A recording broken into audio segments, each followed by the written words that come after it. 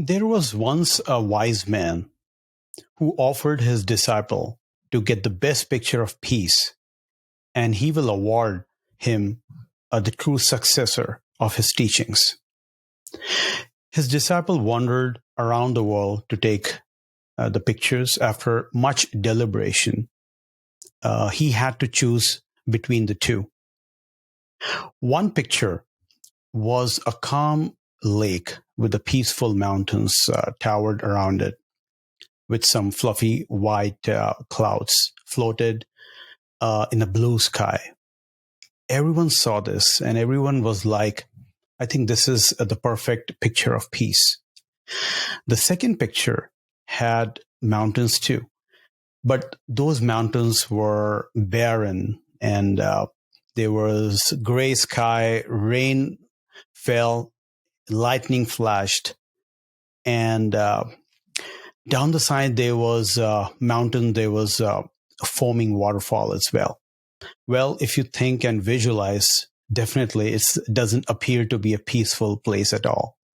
But then the wise man looked closely and he saw that behind that waterfall was a tiny bush.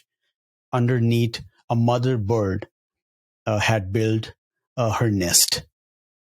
And she was just sitting there calm without have any botheration around what's going on in the environment.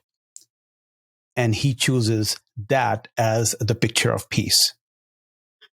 And why? Why exactly? People were kind of surprised. And what he mentioned, that the peace is not only the place where there is no noise, chaos, or hard work or trouble. Peace is in midst of things as they are, when there is calm in your heart. Today's my guest. He is also have attained a lot of peace, and I think I was reading somewhere he is deemed as a king of inner peace. So let's hear from them. Tom Cronin, thank you and welcome to the show here.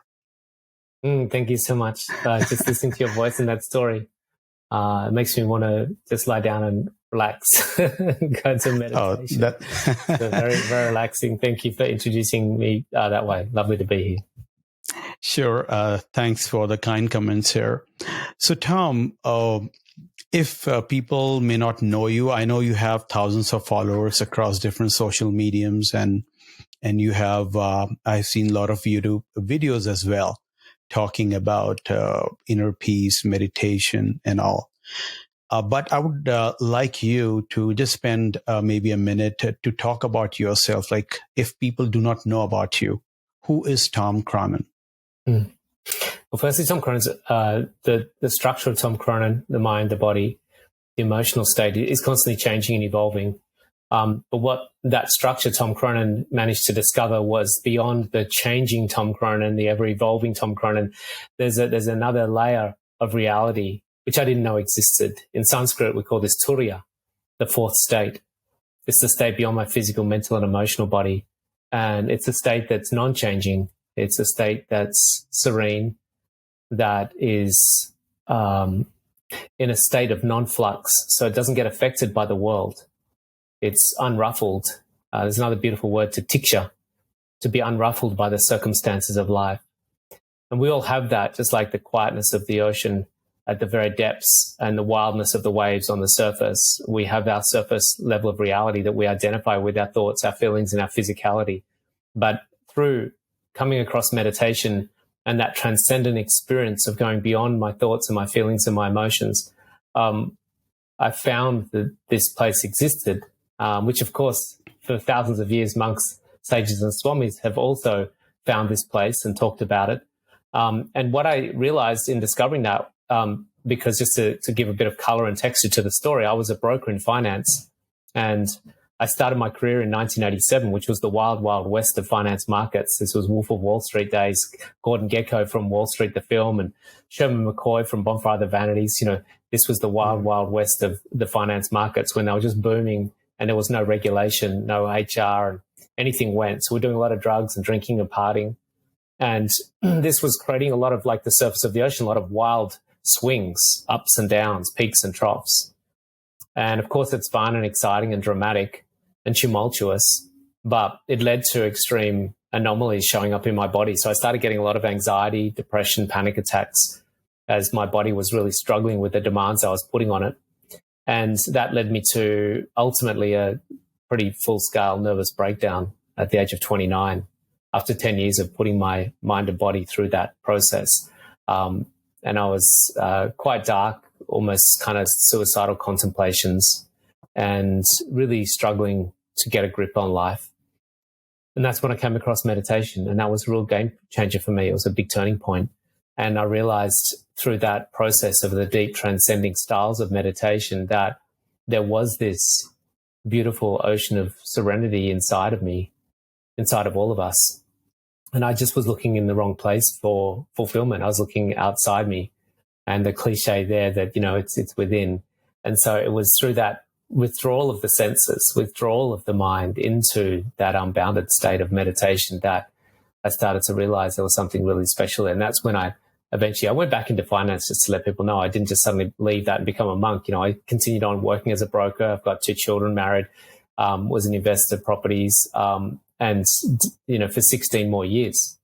It's only recently that I left that to teach full time. So once we find this place and go in that inward journey, we don't have to suddenly run away from our family or our children or our work. Absolutely.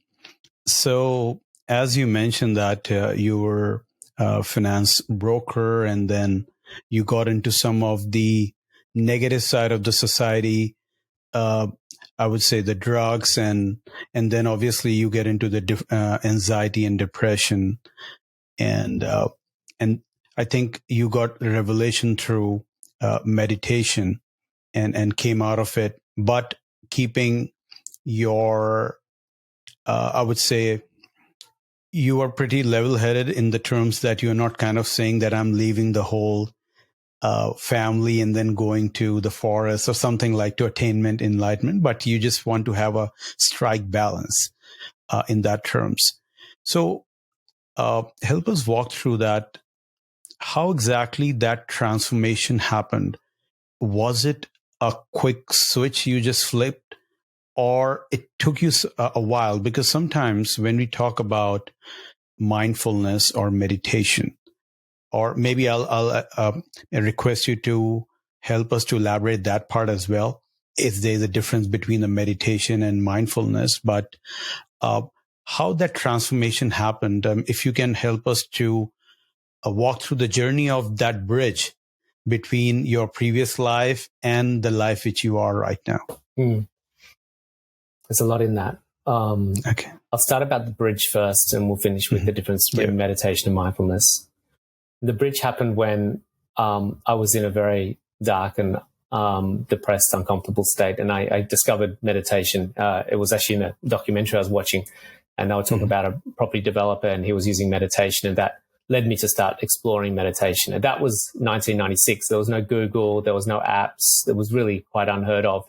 And I was in the finance industry, so it was definitely nothing that I'd come across in that industry before. So it was very new in the West, and I just found some places online, in the Yellow Pages phone book, and started to learn meditation. And the technique that I learned was a particular style. I looked at lots of different styles of meditation. This is why I'll talk more about different styles of meditation in a moment. I found mindfulness techniques and chakra clearing meditations and visualization meditations and Tibetan bowl meditations. But I found this deep transcending meditation. It was taught by neuroscientists, and it was very accessible. It was very easy to get into. I had very profound effects from it very quickly. So it made a very tangible difference in my life within literally days. I noticed significant changes because of 2 things. One is its effectiveness and its simplicity. The technique using a mantra to transcend, and that's why I feel these transcending styles of meditation are really important. Vedic meditation, transcendental meditation, primordial sound technique, where we use a mantra to go beyond, to transcend, to get out of our thinking mind. And let's segue here at this point to mindfulness meditation. So mindfulness is what I consider is something that I do with my mind when I'm not meditating. It's where my mind is while I'm eating, where my mind is while I'm drinking, where my mind is while I'm driving, where my mind is while I'm walking, where my mind is while I'm with my children. And so that is being proactive with the nature and the quality of my mind and being very engaged and concentrative or intentional about my mind. But I think what makes mindfulness very difficult is if we don't have the ability to be conscious awareness first and then be able to watch our mind. If we're just our mind, it's very hard to be mindful because you're actually just the mind. Whereas when we transcend, we access consciousness itself or awareness or presence.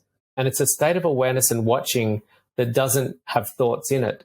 We call it sakshikutashta, the silent witness. So the silent witness is separate from the mind itself. It's consciousness, and then there's thinking mind.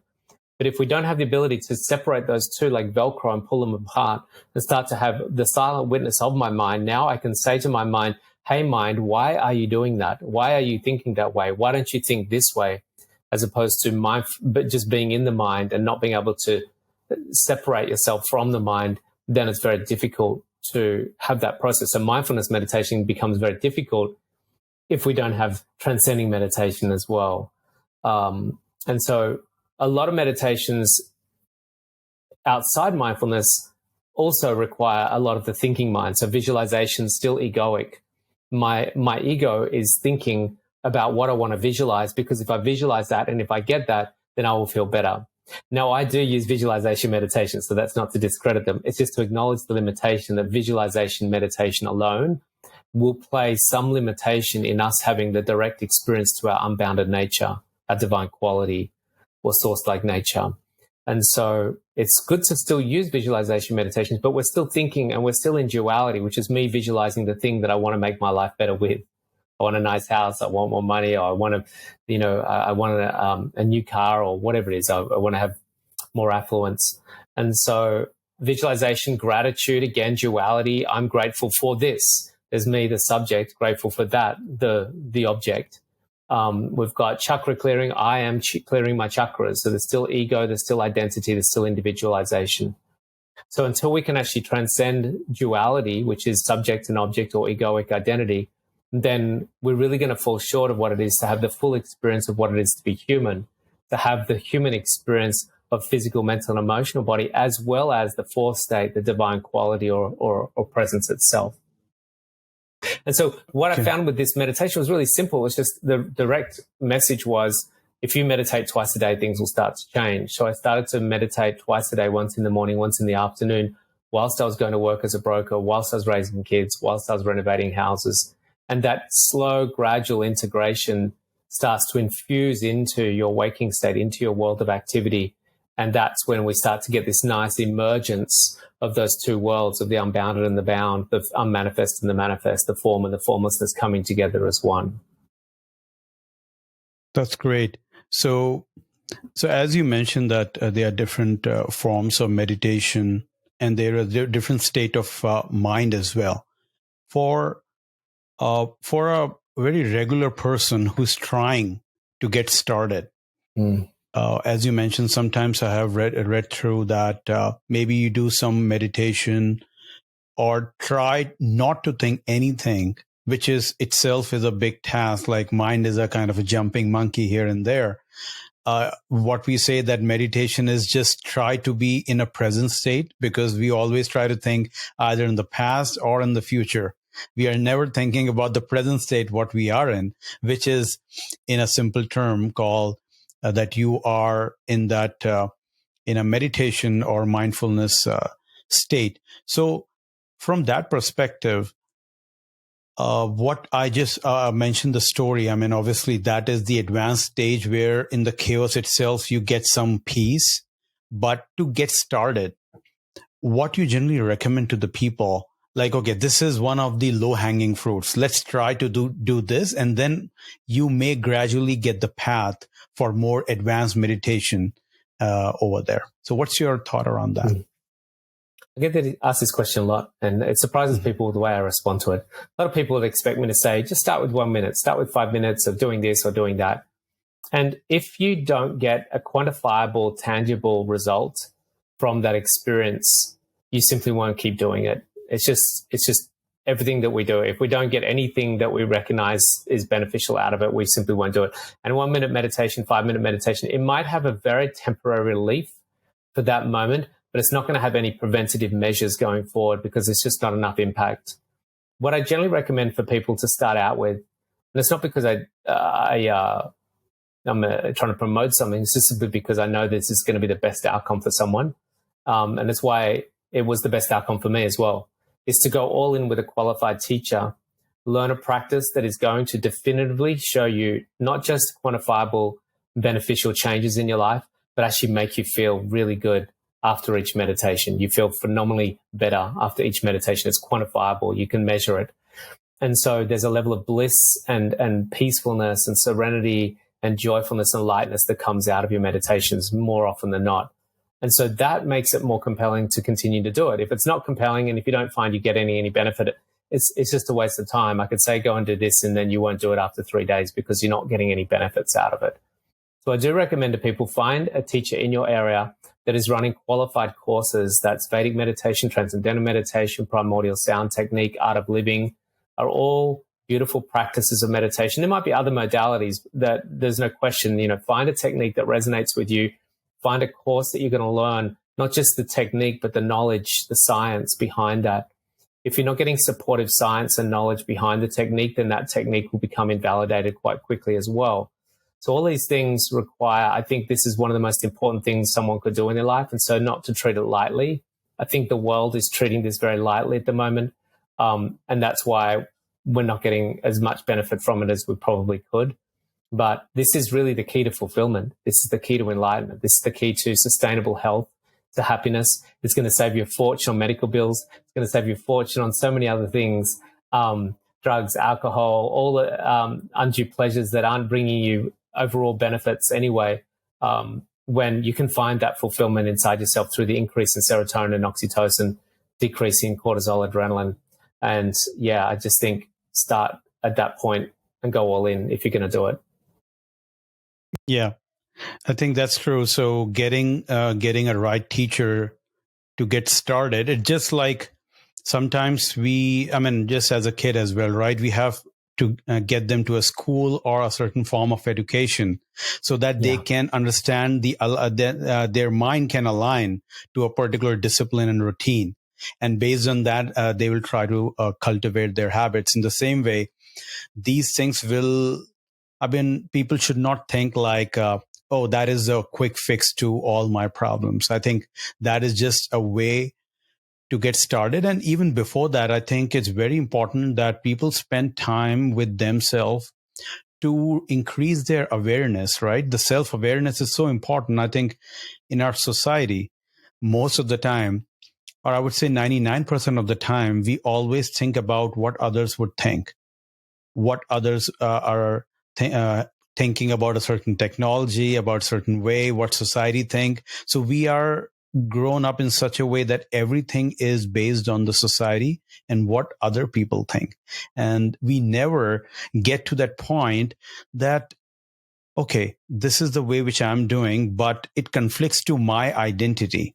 And when that conflict happens, maybe most of the time people get into anxiety, depressions, because they are not aligned to their own personal choices. They are always going through based on what society is going through. So that being said, the next question would be, a lot of people like you, and I would say a lot of other people who are educating different kind of skills, whether it's a mindfulness to get an inner peace or any other skills like leadership or something, people always want to have a story in a way that, I have gone through some of the depressions or some of the problems which not everyone must have dealt with. So what's your suggestion for the people who are just living a regular life? They may not have any depressions. They may not have seen the bottommost part of the life, and they are just living. Basically, they are just surviving, right? Not thriving. Mm-hmm. So how would you say that why meditation or these mindfulness activities would help them? It's That's a really good question. I think if it ain't broke, don't fix it. And I think if someone's got a fist pumping hell yeah in their life, then just keep doing what you're doing. Just continue to explore and experience the wonder and the joy of what your life currently is. And there can be this emergence in our society of the need to always crave and experience more. And I think there's a lot to be said about, almost there's an addiction to needing tools and techniques to have to change our life or make our life better. And that kind of leaves some people thinking maybe they should be doing that. So I'm always of the belief that if someone's life, my kids don't meditate and they're in a good place, they have a little bit of challenges here and there, but I just leave it to them. It's there if they want to use it.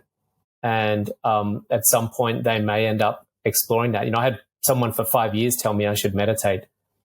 Now, of course, my life probably would have been better if I'd listened to them, but it wasn't time for me. It just wasn't time for me to do that.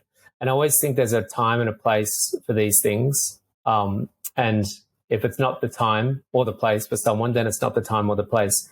If there's an inspiration or compulsion or an impulse to move in that direction and start to experience or explore something beyond the current world of pleasure and pain that they're in, then meditation will definitely be a great use for them. But if there's no inquiry, there's no enthusiasm, then that's totally fine as well. Now, if this podcast has inspired someone who isn't in depression and doesn't have anxiety, that still thinks, oh my goodness, I'd like to explore that.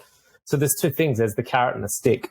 The stick is what I needed to move me in that direction of realizing more of my true nature, realizing where the ultimate source of fulfillment lies. And I needed a real sort of big whack of that stick, my butt, to move me along. But for some people, it might be a carrot. And, I get a lot of students come to me that their life is pretty good, but they want to deepen their spiritual awareness. They want to deepen their understanding of, let's just say, God or divinity or source or who they are. And so it's not like they have any difficulties or pain or troubles, but they get a sense that there's something more to reality than trying to get a uni degree, get a job, pay off the mortgage, get some kids, chuck a wife in the house, and then try and retire at some point, go and live in a nice retirement home. And they want to explore deeper layers of what reality is all about. And for that reason, if you're getting that impulse and that inquiry, then go and explore something like a transcendental or transcending style meditation that will give you access to that deeper level of reality. So that's an interesting point you mentioned about some people try to explore their spiritual being. Sometimes I've seen that spiritual exploration is connected to the religious activities as well. What's your take on that? Is it something really the thing? Or, what's your thought around having spiritual is not equals to religion, or it's equals to religion as well? They're definitely not equal. You can have spirituality in religion, and you can have religion in spirituality, but they're very different. Religion can unfortunately keep us very separate from our own spiritual experience. The idea that there is a spiritual intelligence, a spiritual deity, a spiritual force, let's call it God, and my religion conditions me, programs me, codes me to believe that I'm separate from that, and that is the spiritual thing, and I'm not a spiritual thing. I'm just God. I'm just human. I'm just man or human or woman, or they. And there's this other thing that's separate to me that has the things that I would, hopefully it can help my life become better. And it creates this big divide and separation. And that's why we have people subscribing to religions for thousands of years, and we still have lots of conflicts. And if you find most of the conflict in the world and most of the mayhem and slaughter has a lot of the time been around religion, because the religions aren't spiritual.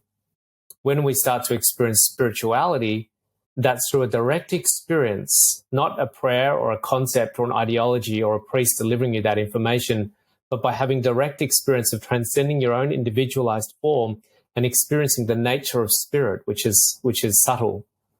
And so in that, we experience oneness, we experience a unified field. And we're starting to see quantum physics validating what spirituality actually is, which is a unified field of connectivity. So it's like the wave now becoming the ocean. And when that wave starts to identify and experience itself as the ocean, it realizes that all other waves are the ocean as well, are itself. And so that's why it's very difficult in spirituality, not that it's exclusive, but it's definitely getting harder in true spiritual experiences to have conflict, because conflict requires two things. And this is the problem with religions. It's the idea that there's separateness. There's me and you. Yours are mine. And that's when we start to get divide and conflict and separation. So religions haven't quite yet moved into that, and they're starting to now. We're starting to see things move a little bit more into the merging of spirituality and religion. My auntie's a nun, and she's one of the most spiritual people I know. You know, she teaches meditation, and she has a meditation practice within her religion. And that allows her to stay within the confines of her Catholic religion, but also experience something deeper and more profound, not just in a book or in the idea of kneeling in a pulpit in a church. And I grew up with a very strong Catholic faith, so I know all about this. I can speak from my own personal experience. And I know what it's like to have a religious experience, and I know what it's like to have a spiritual experience. And I share a little story about my mother, who was a devout Catholic. She sort of really, my mother and father were devout Catholics. We went to church every week on a Sunday. We did the grace before dinner every night. We did the rosary. We did penance and Lent and confession, everything. I'd been meditating for about a few years because it helped me with anxiety. And my mum was going through a difficult time where she was getting some anxiety. And I said, Mum, you know, you really should try this meditation. It's really good for getting rid of anxiety. And for a while she resisted, and eventually said, look, I'll try it only if I can keep my relationship with Jesus and Mary. I said, yeah, you'll be fine. You'll still be able to, you know, have your Catholic faith and have your connection. It'll probably even enhance it. Anyway, so she started meditating, and she was really starting to see some phenomenal benefits. Her anxiety was dropping off. And one day I was at home on the farm, and it was a Sunday. And normally Mum and Dad aren't there when I come up for breakfast because they're at morning mass. And they were both there. Well, Mum was there, actually. Dad had gone. I said, Mum, what are you doing here? Mass is on. She goes, oh, I don't need to go to a church to find God. I find God in my heart now. Wow. And I was like, wow, okay. And so it's for her, it transcends the need of the building or a man in an outfit to tell her how to find God, and she finds it within herself. Yeah, that's so inspiring and thought-provoking story you mentioned. And preceding that, you mentioned that, yeah, if the spirituality is directly connected to religion, then there wouldn't be any kind of conflict in the world. That's so true. And the more people try to explore within themselves, try to be more self-aware, then they would be kind of a unified connection. And it's very interesting you mentioned, because in my podcast, one of the core principles I started is to connect with people and share their stories and understand and try to learn more and again, spend time and be curious. So those things is pretty thought-provoking for that part. So at this point, after learning so much about inner peace, meditation, and you're practicing by yourself, what's your mission in your life to the world, to the community, to your country on a larger level? I find it hard to slow down, to pull back. You know, sometimes I get tired and I need a break, but I just look around me and I see that so many of the world's problems have a very simple solution. Poor health, stress, suicide, conflict, struggling businesses, everything. It's all interconnected, the environment. And it comes from a disconnect from our inner nature. It's really that simple. And it doesn't mean we're going to be perfect. By no means am I perfect. I still grapple with my own fallibilities and desires and challenges that are just human problems that we all have to face, particularly living with families and finances and all those sorts of things, businesses. It doesn't mean that they go away. But what does happen is we have greater capacity to be unruffled while we move through those challenges, and greater creative potential, greater adaptive capacity, greater sovereignty with our health. Particularly after the last 2 years, we saw a ridiculous approach to developing and enhancing our immune system in challenging times. It was a great example and a highlight of humanity's plight, that most of the world still grapple with what it means to be independently, sovereignly healthy without the commercialization and of poor health. We've commercialized poor health. It's a good business for us to be unhealthy. And so it doesn't take a lot actually to be healthy. It's not that complex. Yet most of the world are still grappling with that. And we didn't see any leadership in the last 2 years by any means. It was absolutely appalling to see how little leadership we had on helping people get through a difficult time with their health, when there was very little guidelines around it. And it was very simple what we could have been doing to boost our immune system outside a pandemic. These are classic things that we can be doing. And interestingly, meditation plays an integral part of that. Yeah, completely agree. Last 2 years are really testing time, and more so people who were on the verge and the threshold of the anxiety, depression, or any other issues on a personal front. Those were only got exacerbated, and that is really you are true in that sense. And now I think people really have to be encouraged by you, by other people, maybe through this podcast, and try to spend more time with yourself. And as you mentioned, that take a step one. I mean, when we complete a marathon, we have to take a first step. And there's always the first step, which is so much challenging. The rest of the things always follows through. I mean, that is something which always people mention about it. So let's get to the end part of the discussion. I see that you have, if I can recall, if I have written down, you are a film producer as well, and you have featured in magazines like Vogue and Huffington Post. And apart from teaching, you are a keynote speaker as well. So you also mentioned that in all these chaos, you still get some time and to get your inner peace. What is some of the projects you are running at this point? Wherein, I think there was some stillness project I saw somewhere. So help us walk through that part about your film producing part of it. And maybe we can then end towards any last thing which you would like to deliver to the people as a key takeaway. Maybe a lot of questions I ask at the same time. That's all good. I got them all. Yes. We'll see if we cover them.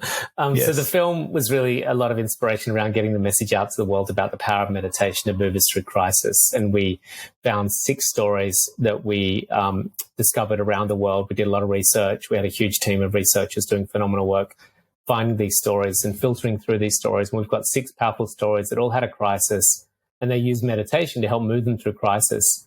And we look at the global crisis, or the impending global crisis, and the trajectory that we're on for our own human, existential risk, and how meditation and mindfulness can play a big part in helping us avoid such a dilemma. So that's a film that been a long project. It's been a very challenging project. It's tested me in many levels, still does to this day.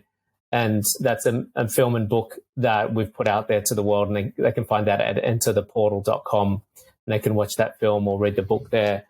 And that was just, again, part of just one of the many methods and ways for me to share this message of meditation, like being on this podcast today.